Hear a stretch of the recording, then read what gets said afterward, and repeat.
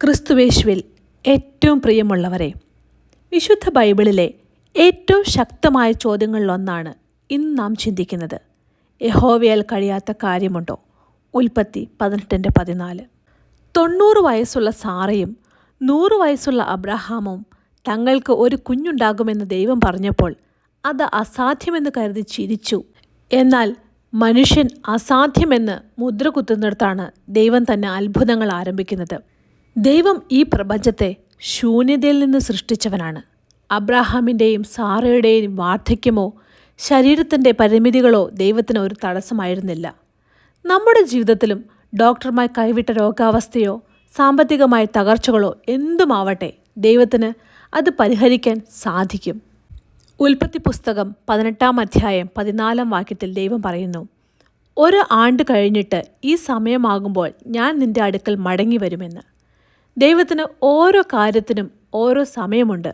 അബ്രഹാമിന് 25 വർഷത്തെ കാത്തിരിപ്പിന് ശേഷമാണ് വാഗ്ദത്ത പുത്രനായ ഇസ്ഹാക്കിനെ ലഭിച്ചത്. നമ്മുടെ പ്രാർത്ഥനകൾക്ക് ഉത്തരം വൈകുന്നു എന്ന് തോന്നുമ്പോൾ ഓർക്കുക, ദൈവത്തിൻ്റെ സമയം എന്നും കൃത്യമാണ്. ഇവിടെ സാറ ആദ്യം സംശയിച്ച് ചിരിച്ചു. എന്നാൽ ദൈവം ആ ചിരിയെ സന്തോഷത്തിൻ്റെ ചിരിയാക്കി മാറ്റി. നമ്മുടെ ജീവിതത്തിലെ അവിശ്വാസത്തിൻ്റെ ചിരികളെ മാറ്റി ദൈവത്തിൻ്റെ വാഗ്ദത്തങ്ങളിൽ വിശ്വസിക്കാൻ നാം തയ്യാറാകണം. ഇസ്ഹാക്കിൻ്റെ ജനനം പ്രകൃതി നിയമങ്ങൾ പ്രകാരം അസാധ്യമായിരുന്നിട്ടും സാറ പ്രസവിച്ചു. ചെങ്കടലിൻ്റെ വിഭജനം, മുന്നിൽ കടലും പിന്നിൽ ശത്രുക്കളും ഉണ്ടായിരുന്നിട്ടും ദൈവം വഴിയൊരുക്കി.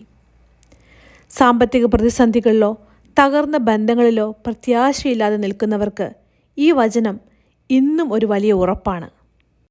കർത്താവിൽ ഏറ്റവും സ്നേഹം നിറഞ്ഞവരെ, നിങ്ങളുടെ മുൻപിലുള്ള പ്രശ്നം എത്ര വലുതായാലും അവയൊന്നും ദൈവത്തേക്കാൾ വലുതല്ല.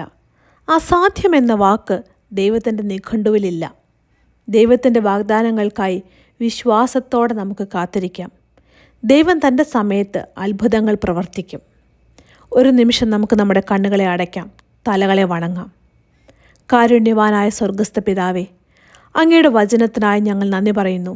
യഹോവയാൽ കഴിയാത്ത കാര്യമുണ്ടോ എന്ന ചോദ്യം ഞങ്ങളുടെ ഹൃദയങ്ങളിൽ ഇന്നും ജീവിക്കുന്നു.